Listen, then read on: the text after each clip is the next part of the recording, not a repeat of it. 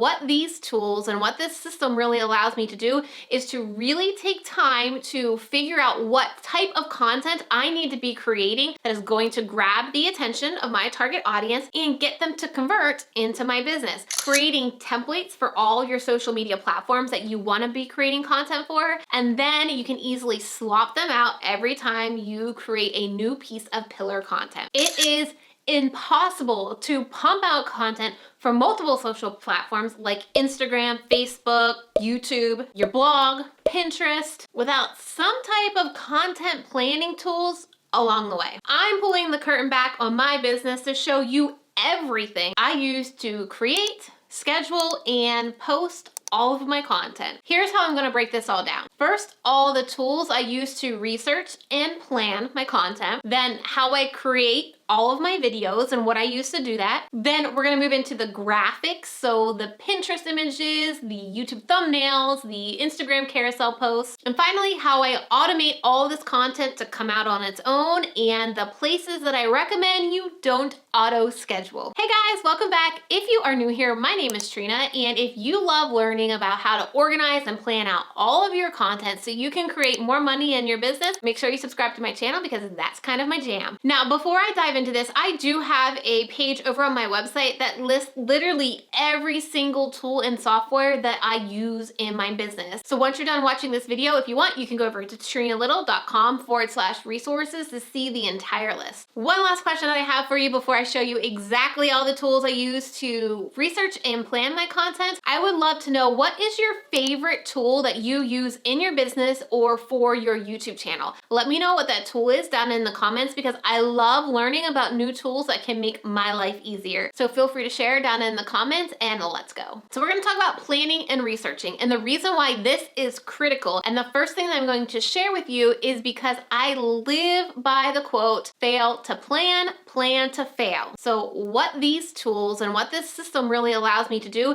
is to really take time to figure out what type of content I need to be creating that is going to grab the attention of my target audience and get them to convert into my business. Plus, it keeps me super organized so that when I do have time to show up at work, because again, a 4 and a 5-year-old at home, my schedule can very much fluctuate on what's going on with them. And so I need to make sure the time I can show up at work, I'm getting the most done possible. In fact, the past couple of weeks, I've really been breaking down my content marketing strategy. So if you haven't watched this series on my channel, I will link to the playlist right up here. So when you're done with this, you can go back and watch the entire series where I literally show you every single thing that I do to plan out a consistent content marketing plan that continues to drive revenue to my business around the clock. So where I really plan and organize all of my content is in a project management tool called Asana. We've talked a lot about this month on my channel, but you can use things like Trello, Monday, ClickUp, but I really suggest having something electronic to do this because I can create templates for every single thing that I create so I can make sure that I'm not missing anything along the way. And when you get the time that you can outsource some of this stuff, you have a system in place that you can easily add somebody to. Asana is where I literally set up my content marketing calendar, and you can see how I did that in this video right here. But let me show you a bird's eye view of how Asana keeps me organized and consistent with my content marketing plan. Now, before I show you how I organize my YouTube content, I do want to show you how I organize everything that I'm doing day to day. And it is all color coded here in Asana because if it's not in here, I don't do it. So you can see everything that I need to do in certain days are in here and are color coded. So these are client type things. This is content that I need to create. This is about an online summit. When you are trying to create more content and stay more consistent, you need to make sure that it's on your calendar as well. And so I have in here on my calendar when I am first planning YouTube content and second filming it. I have a time every single month in my calendar where I plan content, I batch plan, and I batch film. Actually, in 2021, I am leaving all of Wednesday to pretty much be video days. So you can see I'm recording a presentation here. I'm filming YouTube videos. I'm filming a Facebook Live. I'm recording attendee group welcome videos. I've just found that if I can block Wednesdays as the only days that I really need to put makeup on and do my hair, it's also the only days that the kids aren't here. They are just going to be purely content creation and video days. So video, it is really key for you to add planning YouTube content to your monthly, weekly to-do list and filming that. From there, my YouTube content calendar, I go more into detail in a video that I will link right up above here, but this is where I keep all of my ideas so that when it's time for me to research, I have a starting off point. I'm not starting from scratch. I'm looking at these video ideas that have popped in my head throughout the month, and what is a common theme? Can I pull a theme out of here? You can see there are some series that I'm thinking about planning, monthly series. So this is how I keep it all organized. You'll also see that I have a template card. So when I take one of these ideas and I move it over to title and script, I will duplicate this template task because it has every single step that I need to do, in addition to the date this video goes live, the title of the video, what's the call to action of the video, what's the text going to be on my thumbnail, and link to the Google Drive folder where all the raw video assets are. Then, like I said, each section of the process is broken down in here so I know, did I get everything done that I needed to do? I will also add dates to these. So again, we saw that January 19th is a research day for me. So I could literally go in here if this was a video that I was researching for that particular day and add that date in here. And then I know I'm recording these, I could add the date January 20th so that the recording of this video then shows up in my tasks. Then I also have the editing process, which I do have a video editor, so she is assigned to these as well. Then I also have the graphics for these and then uploading and promoting to YouTube and other places. Okay, now I bet your next question is, well, how do you come up with so many content ideas to keep creating consistent content? And how do you determine which one of these ideas you should turn into an actual YouTube video? Well, for that answer, I use a tool called TubeBuddy. Since my pillar content is YouTube videos every single week, I really want to make sure my YouTube video is set up for success and able to break through all the YouTube noise and reach the right people that I want watching that video. Since TubeBuddy is the only tool that will provide specific data for YouTube, this is how I use them for researching which ideas I should go forward with. First of all, the Keyword Explorer. So for example, this video is about content creation tools, free content creation tools. I can go in here and determine, is this a good direction for my video? Right now it is listed on the unweighted score. I want to see how my channel scores here. So you can see it does a little bit better because my channel has some authority behind that. I can also start pulling out tags that I want to use for this video. I can literally just check and copy these. So I'll go and add copy to clipboard, come back to my Asana, and then just paste those tags in here. So I can do tags. And now I already have some of those tags prepared for that video. I also like to use TubeBuddy. So if this is the direction I'm going to, free content creation tools, what TubeBuddy also will let me do is go into this SEO studio to help me determine a good title. So once I pop that in here, you can see that the TubeBuddy SEO score right now is a 62%. I need to include my target keyword naturally in a title. So 10 free content creation tools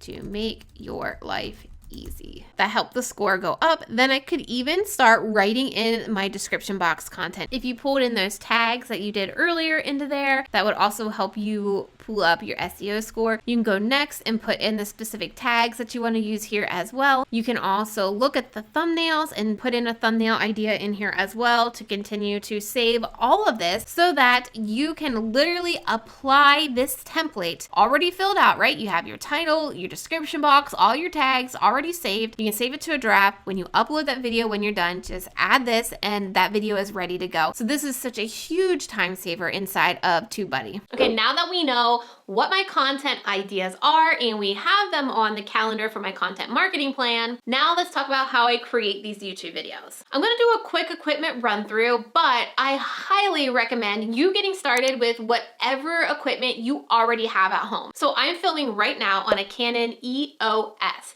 This is a newer camera for me. I've had it for the past year, but I literally created all of my content for the past 5 years on a Canon G7X. But none of that is important to invest in if you have a cell phone. Your iPhone, your Android is a great place to get started and something I highly recommend you actually start with. You don't need to spend any extra money to get a fancy camera because the more complicated your camera is, the more excuses you're going to have to keep you from creating video content. So if it's really simple for you to turn record on this thing and pump out video content, this is where you want to get started. Another great option is a webcam. I have used my Logitech C920 2024 many times when I've been in a bind. In fact, I shoot some of my course content with my webcam as well. It's not critical that you find or purchase some fancy camera. You need to really use what you have and make it simple. I know I'm gonna get asked this question, so I'll run through it real quick, but I do have a video that I will link right up here where I go through everything that I have in my setup right now as I'm filming videos. But I do have a ring light. It's called a Diva ring light that I'm using that my camera sits on. I do have 2 softbox lights as well that sit right here, and I'm using a Rode shotgun mic on top of my camera. Again, if you want a full list of all the equipment that I use, I will link to that down in the description box below.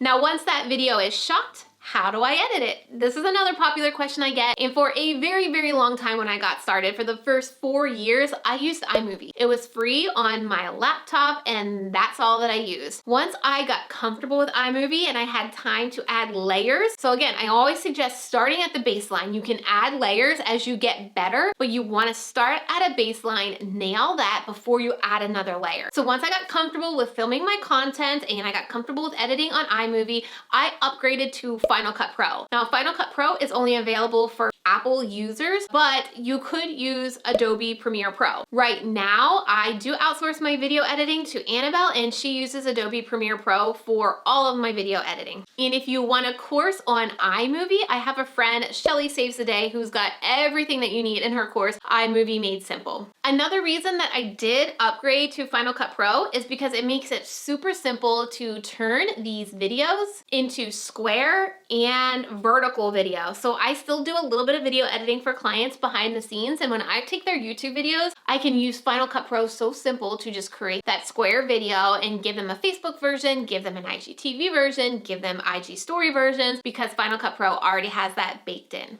Another thing that I want to talk about is being able to record your screen. So you saw in this video, I showed you Asana and TubeBuddy. And so sometimes when you're creating video content, it's really important to be able to record your screen to show what it is you're actually doing. So the software that I use is called ScreenFlow. Now, this is an app just for Macs and Apple products, but another option available is called QuickTime, and that's free with most computers that you can use. I do have students inside of my Video Strategy Academy program that have recommended Filmora and Camtasia, which works for both platforms, so PC or Mac. Now that we got all the video creation stuff out of the way, let's talk about graphics. And graphics are really important because they can help you create more content, especially if you create templates. And it's super easy for you to just change out the photo or change out the text, and something that is going to be one of the first things that you'll be able to outsource to somebody when you have the resources to do so. So I literally use Canva for all of my graphic needs. I can go into Canva and I can create Pinterest pins. And so every time I have a new video, we just change out the photo and the text, the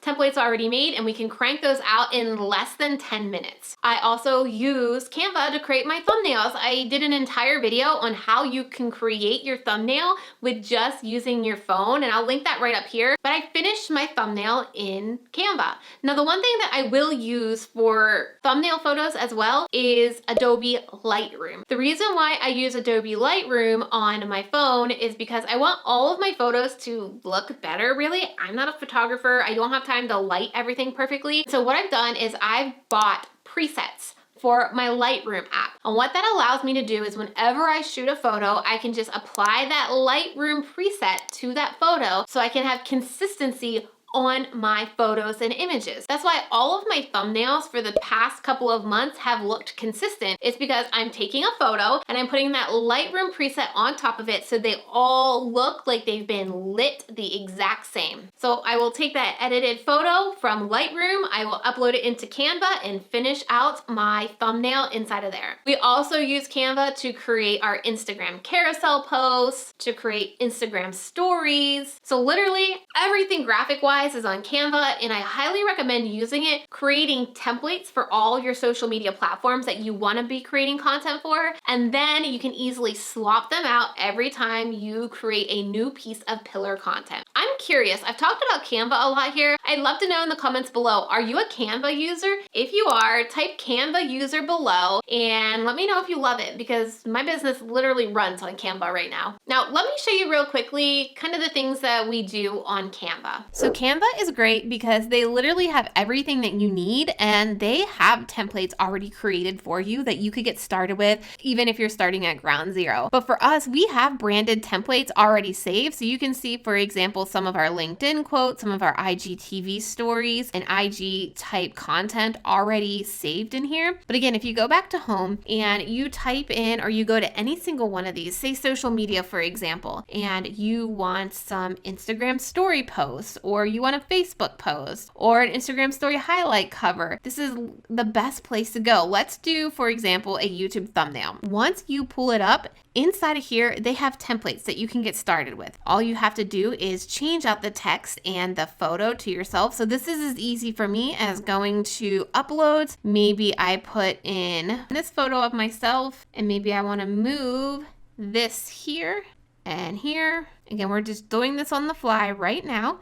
And let's say, since this is vlogging on the phone, I want to do an element, and I want to search phone, grab a cell phone element, and you could literally create a thumbnail that quickly. As you can see, you can create more templates like Instagram posts, so many different templates inside of here for Instagram posts as well. You can even do animated ones. So they have animated ones inside of here. And then you can come down to all of these different ones that they have under all results. This is literally why Canva is my go-to place for creating anything graphics. I'm talking Pinterest, I'm talking Instagram post, Instagram stories, IGTV covers, LinkedIn, thumbnails for YouTube. Canva is your go-to spot. Now, one more thing when it comes to creating graphics is having stock photos. Look, I'm not going out having weekly photo shoots. I don't have the time to do that. I am lucky enough to usually schedule about 2 photo shoots a year with a local photographer here where I can just get some photos of myself, but I don't have the time to do that on a monthly basis. So I use a lot of stock imagery. And one of the places that I use for stock imagery is Social Squares. So let me show you how I use those to get images for my course content, my website content, and even for some social media posts. So like I said, sometimes you just run out of photos to post, or you need posts for Pinterest or your blog. And Social Squares is great because you can literally come over to this color palette and pick the colors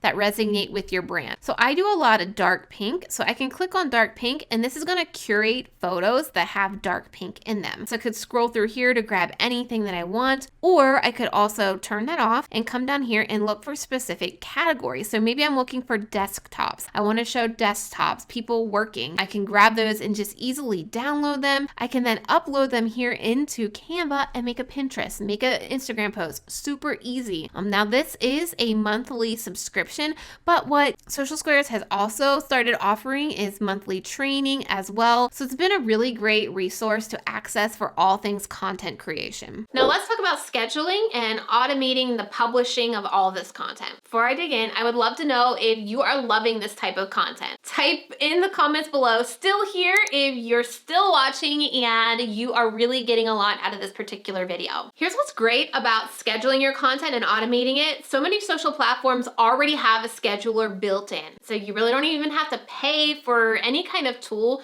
to automate your posts. With our YouTube videos, we literally use the built-in scheduler. Let me show you how we do that. So when you upload your video to YouTube, you can just go over here to visibility and schedule it. So you can come into schedule and pick the date that you want. One thing that you will need to remember, when you upload a video, you want to make sure it's uploaded under private. If you do not upload your video with the private status, you are not going to be able to schedule this in the future. It's either going to go public immediately if that's your default, upload default, or unlisted. And if you upload it as unlisted, you won't be able to schedule it in advance. No special scheduler for YouTube. With Facebook, again, we use the built-in Facebook scheduler. Let me show you real quick how we do that. Facebook is the exact same way. You can write what you need to write in here, add your media or your video, whatever you're going to do. preview what it's going to look like, you drop this little down arrow and you can schedule a post. You can pick the day and the time that you want it to go live on Facebook, and you can literally schedule a month's worth of Facebook content right here in their scheduler. So again, no money needed. Now, before I talk about my issues with scheduling Instagram, the other platform we post consistently to that we do use a tool for is Pinterest. We use a software called Tailwind to automate all of our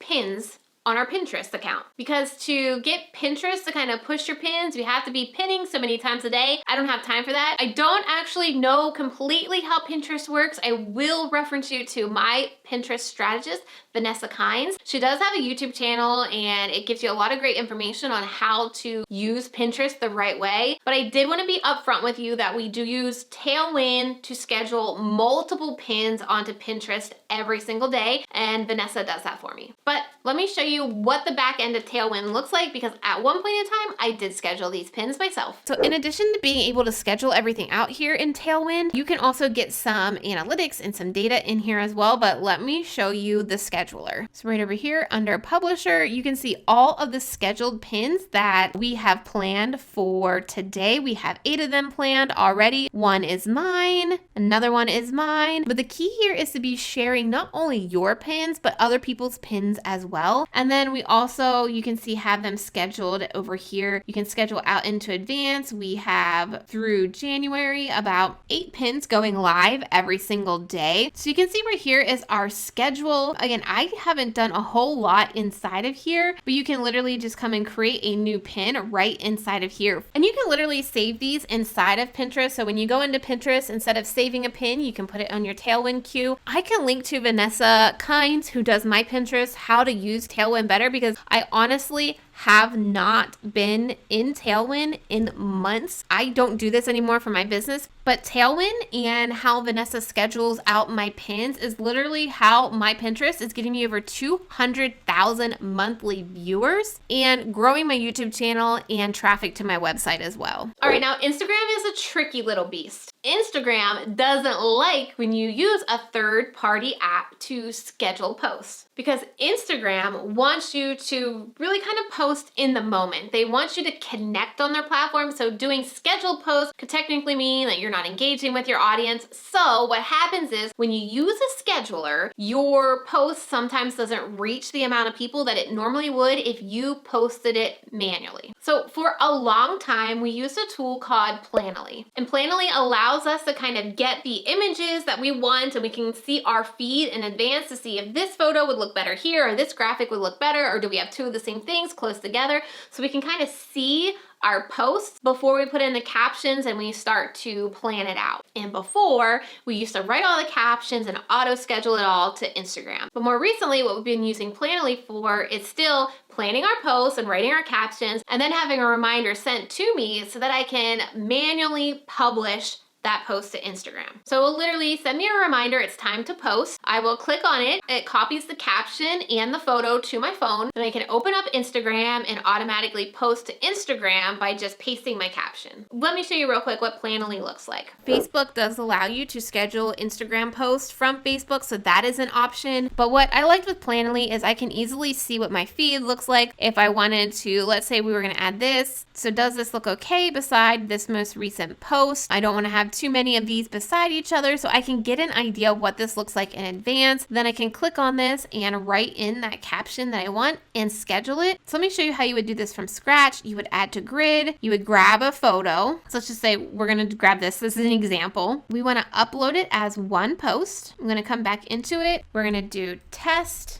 I do not want it to automatically post to Instagram. I want to manually post it. So what happens is when I schedule this out, it's going to notify me on my phone, because I have the Planoly app, that it is now time to post this Instagram post. All right. So I will click OK, whatever that says. It then downloads the photo to my phone. It copies the caption. All I have to do is open Instagram and post it on Instagram. But like I said, the key for Planoly is just to be able to see what your feed's going to look like in advance. Now, when it comes to posting Reels, IGTVs and stories, those have all got to be done manually to Instagram. And I will tell you, we've had multiple issues uploading and posting Instagram TVs. So do know that if you're having problems, it's probably Instagram. We've been having problems for months when it comes to IGTV posting. Look, content creation can be a major headache, but putting a plan in place will make your life so much easier. Like I said, the last few weeks here on my channel, I've been focusing heavily on how to help you create a content marketing strategy that will help you drive more revenue to your business. So if you haven't caught those videos yet and you want to continue binging about my content marketing strategy and my content plan, click the playlist that is on your screen right now to start at video number 1 of this series. I promise it's not going to disappoint. Grab some popcorn, a LaCroix, and let's binge it together. See you over on that video.